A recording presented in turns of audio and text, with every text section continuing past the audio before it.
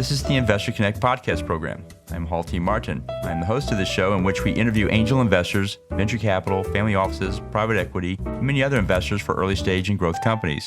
I hope you enjoy this episode.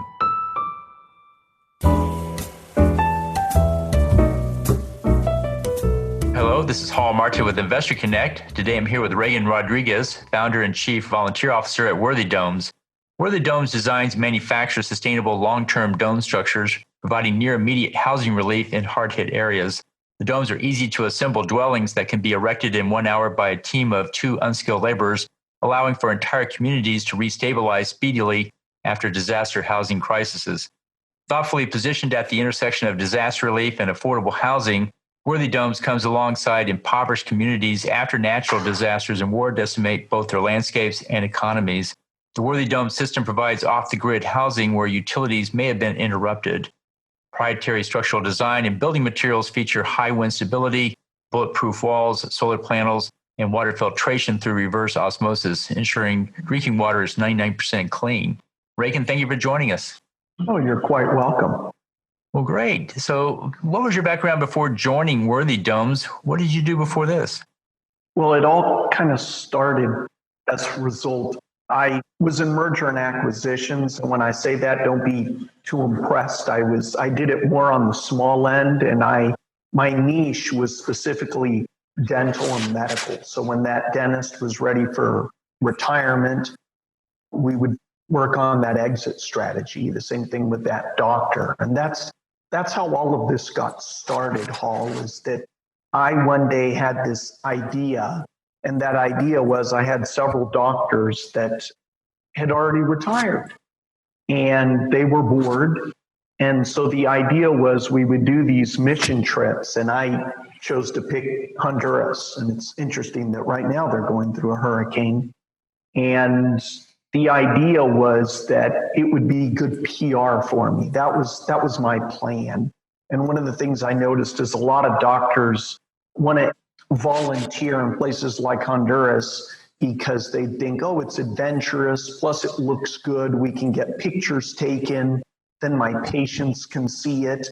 And so that was my plan as well, was that then those doctors would tell others and they'd say, oh, this is a good guy, this is what he does. And then about 15 years ago, I went to Honduras. I brought a team of doctors with me. And during that time, somebody had set up a meeting with one of the wealthiest people in the country of Honduras. And he wanted to meet me because I had this plan, right? This great plan on how we would have medical practices all over, and I'd make it into kind of like a franchising concept, and I wanted to raise capital. And so before I went to this big meeting to meet this very wealthy investor, I, of course, wore my nicest suit, and then I realized when I was waiting at the lobby of the hotel when they were going to pick me up that my shoes needed to be shined. And so there was a shoe shine place there, and there was a little boy that was there shining shoes. And right as he's done, and just a few minutes before someone's about to pick me up, I looked in my pocket and realized all I had was a $100 bill. And I kept thinking, what do I do? He probably couldn't even break that kind of change. What do I do? And at that moment, I felt like God was speaking to me and say, give him the $100. And I know you're thinking, how did I know it was God? Well, it wouldn't be me talking. I wasn't going to give $100. So I kept going back and forth, kind of like, Paul, if you've ever been in that situation where a homeless person asks you for money and you think, should I? Are they just going to use it for booze? So I reluctantly kind of gave the kid the $100. He puts it in his pocket, and then I had to head out. And then about 3 days later, they had some kind of church service on a Sunday, and they invited me, and it was something I had never really experienced before. There were kids that were running through the hallways with, those things with the blow bubble kind of things where you go like this, and well, they were doing that, and you just saw bubbles everywhere, and you saw people singing and in different languages and different colors, meaning different colors of people. And we were all just one, where we weren't judging each other different. There were doctors there, and then there were people there that were very poor. And then during that time, they were passing the plate. And I looked, and about 3 rows ahead of me, in front of me, was that same boy that shined my shoes. And when the plate got to him, he reaches in his pocket, and of course, Hall, I'm staring at this kid like a hawk, and pulled out the same $100 bill I gave him. He threw it in the plate. And at that point, it just completely changed my thinking. I realized we in America view money much differently. And so from there, I was, I guess, kind of hooked on a good thing. And I refer to that good thing as generosity.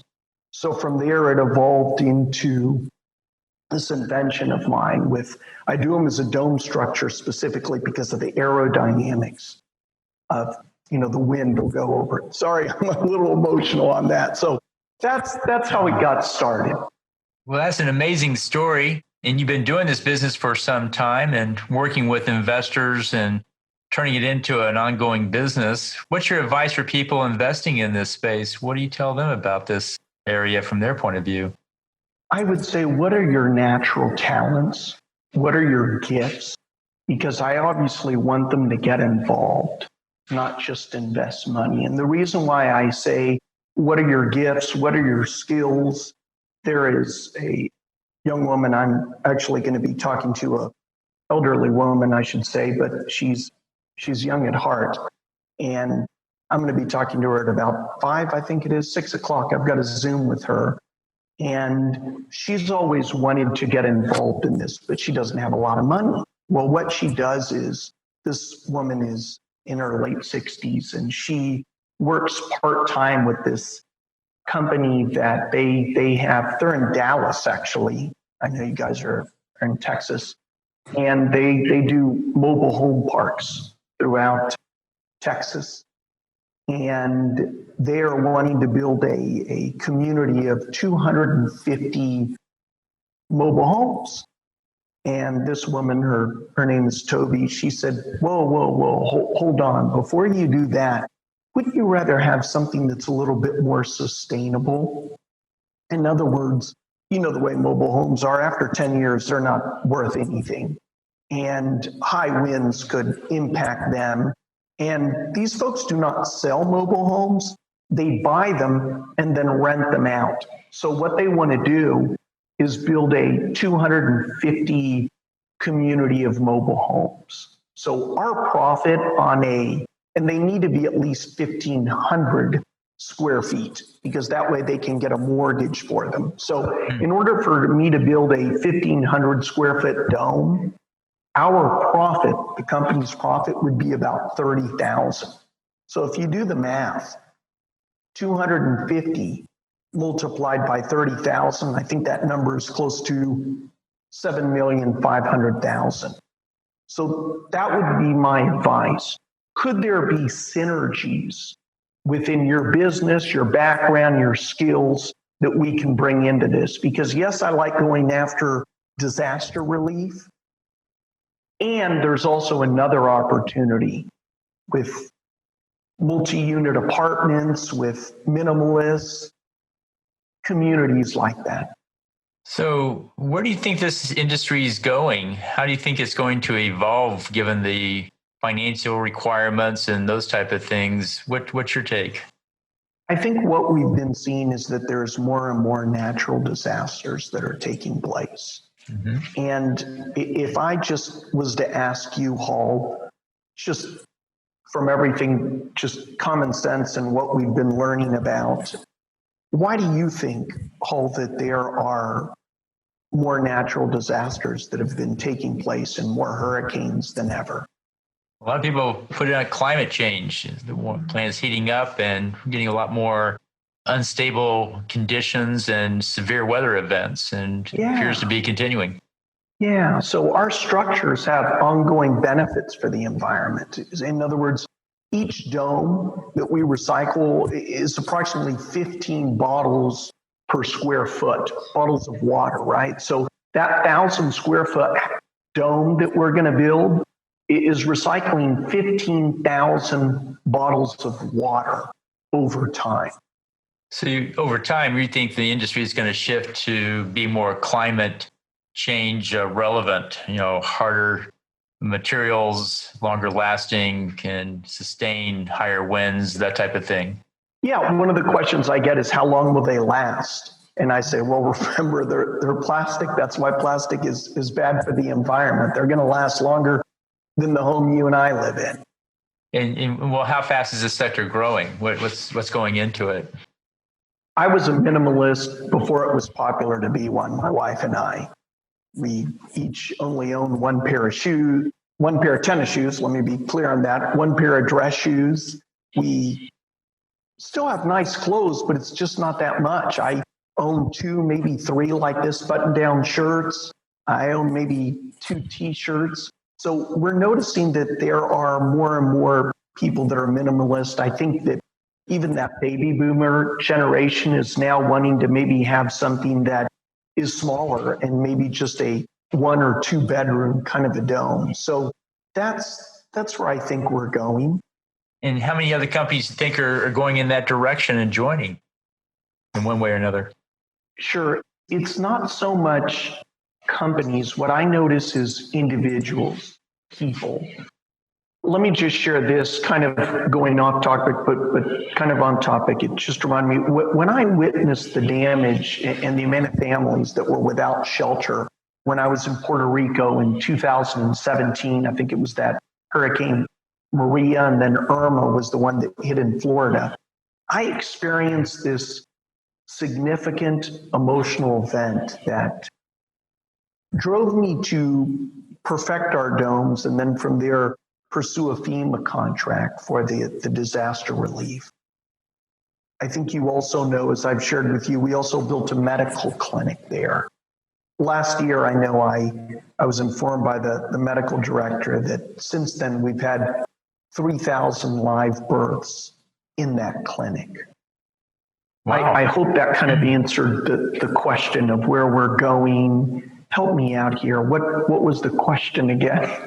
Well, how many companies are engaging in it, and how many people are going in it, and how is this trend increasing? Certainly, climate change is galvanizing a lot of people to go in that direction and put in things and tools that are going to accommodate climate change world, and putting in sustainability systems and so forth to weather it. And it's just not clear to me how much traction we're getting out there. Is it growing by 5% a year or 10% of the year? And just was one of your perspective as to how fast you think this thing is taking off and how much momentum you see it gaining out there.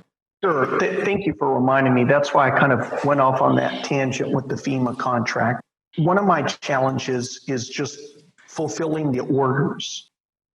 I have a little over 10 million in purchase orders and letters of intent. I just don't have the money to fulfill those orders and get them shipped.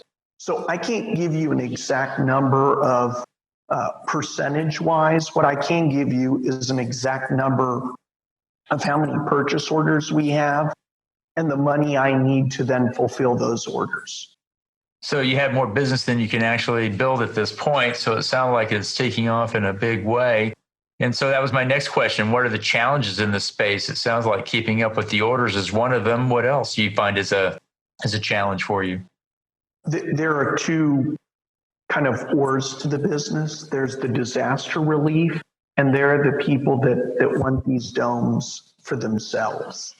Some of them might have them for their backyard. Now that this pandemic is taking place, there are more people that are living in that home that they were at, or maybe their children that were in college have now had to move back in. So they've got more people that are living in the home. They do Zooms like this, and mom might be in the background cooking. So if you have enough space to put that into your backyard, then that isn't a challenge. But the challenge is you may get people that say, I like this idea. I'd love to have this dome. but what they don't have is the money to then buy the land. So that's the challenge. That's why another way that I'm raising capital is also to buy land to build these communities, and then people will either pay rent or we could sell it off as lots. And so how does Worthy Domes fit into that two-or landscape you described? It sounds like it fits in a lot of places, but love to hear where you see it fits. Sure. There is a community in Georgia, and they're called Serenbe. You may want to look it up, Serenbe, like Serenity, but they call it Serenbe, similar to the song from the Beatles. I'm not going to try and sing it. Let it be, let it be. So if you just go to their website, serenbe.com, you'll see what they put together. The challenge is if you click where it says real estate, the homes are about $450 a square foot. I am currently, this place that I'm at right now is in Serenbe. My wife and I rented a place there part-time here just for a few months. And I am here to get ideas. As a matter of fact, this Saturday, we have dinner with not the owner, but his wife. My wife has made friends with her, and we've had dinner with her a few times. She likes my concept. Of course, the owner thinks his idea is, if you go to their website, they're more kind of luxury homes. So I'm getting a lot of ideas by being here in Serenbe and talking to the community. I spoke with, I've talked with Steve, the owner, quite a bit. We just made better friends with his wife. And I have learned enough. I don't want to sound too arrogant. I'm learning on how to put together a community like this. So that's what I'm wanting to do, is build a community of minimalists, a community, a worthy dome community. I think that Puerto Rico is a good area. We're also looking at Florida. There is somebody else that has land south of where you're at. If you're familiar with where McAllen, Texas is, over in the valley, he has quite a bit of land, and we're going to be discussing that. I have a call with him. I think that's scheduled tomorrow, if not Thursday. Okay. Well, very good. Well, what else should we cover that we haven't? I want to cover what I've learned when there are these natural disasters, whether it's been hurricanes, earthquakes, whether it's been the wildfires in California. I go in and I get to see what's going on. And one of the things that I have learned is that we have sometimes some flawed thinking, flawed as just, I think, Americans, and just not being in that kind of situation. What I've learned, Hall, is that we as individuals want the best for ourselves, right? Our families and those we care about. Somehow we believe, though, that others that we don't know or care about should be satisfied with less than what we would be satisfied with. When I say flawed thinking, it's almost like that. Have you ever heard that the 5-second drop, right? Relating to food. Yeah. That if you pick it up within 5 seconds, then it's fine. No. That 5-second rule doesn't apply, right? There's still germs in that piece of bread, right? So in that same vein, it moves to another level of what I call kind of flawed cognition, right? If you ever had contact with people when faced with an issue, it is all or nothing. The answer is either black or white. There's nothing in between. When you've experienced where you've lost everything, all of your belongings, if you have that attitude, that will get you nowhere.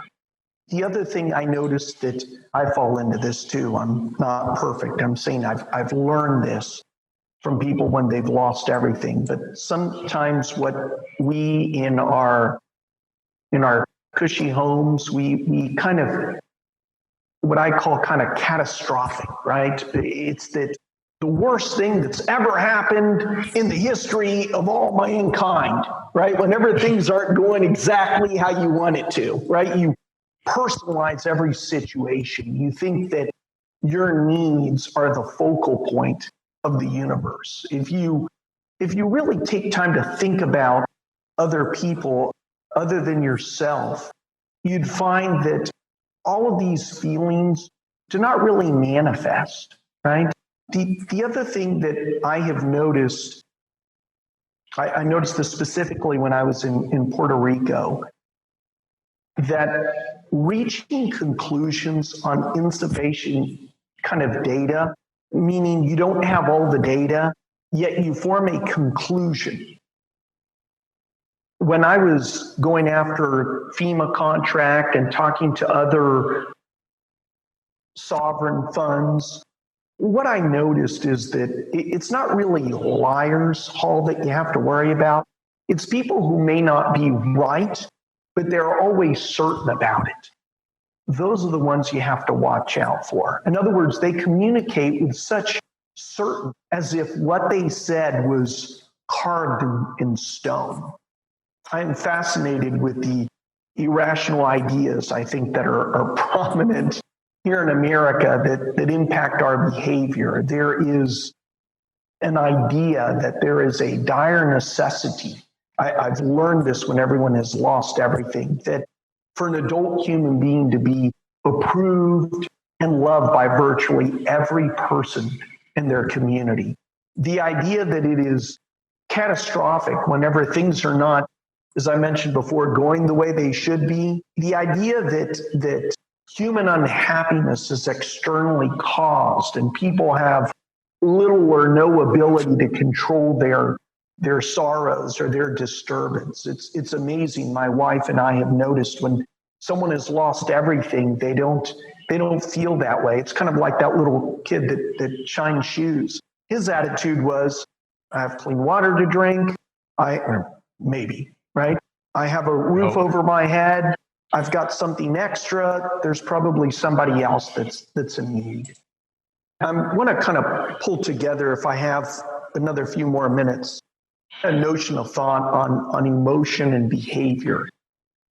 The other thing I've noticed when I've worked with these people that have lost everything is that stress is a loss of control, right? Our stress level goes up the moment we feel a loss of control. And trauma will change us. So we have to be aware that that'll take place, right? Our goal is to really integrate what is going on in our lives, whether it's a pandemic or another curve that life sends our way, and how we're going to function going forward.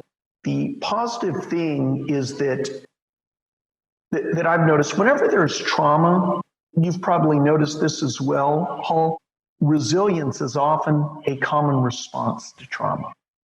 We see people doing acts of heroism, right? We are in the middle of trauma right now. And I don't want to appear dismissive with all the things people are experiencing, as in financial crisis, not being able to be with loved ones at the end of life.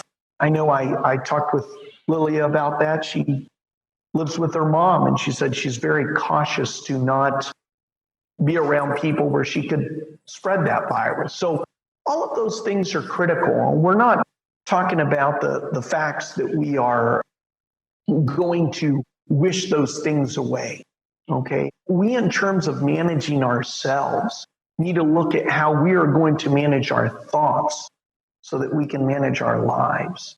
The positive I see in what we are all doing through this, what we're going through, is slowing down. We're kind of forced to slow down right now. Right, Hall? I think you've noticed that as well, but maybe slow down yourself if you're listening to this. Not because it's imposed by the outside, even if it's just a few minutes to breathe deeply. What I suggest when you get up in the morning is ask yourself, what are you grateful for? That's what I notice people do when they have lost everything. Yeah, it's a time for introspection and time for reflection. So I think you're right. The country's at a crossroads of coming to the next generation and thinking through where we are and where we're going. So it does have that impact. It does feel like there's a thoughtful moment here for people to reconsider what's important you find people spending more time with families because they're at home more, and finding that you can still get your work done when you do that as well. And that's a revelation as well. So a lot of great insights come out of that thoughtful introspection. Anything else? Well, I think people would want to get back in touch with you. How best for them to contact you? I would say email is my primary form of communication. So my first name is spelled just like the former president, Reagan, at WORTHYdomes.com, all one word. Great. I'll put that in the show notes. I want to thank you for joining us today, and looking forward to seeing how it goes and catching up again with you in the future. Absolutely. Thank you again for your time. Thank you. You're welcome. Investor Connect helps investors interested in startup funding. In this podcast series, experienced investors share their experience and advice. You can learn more at investorconnect.org.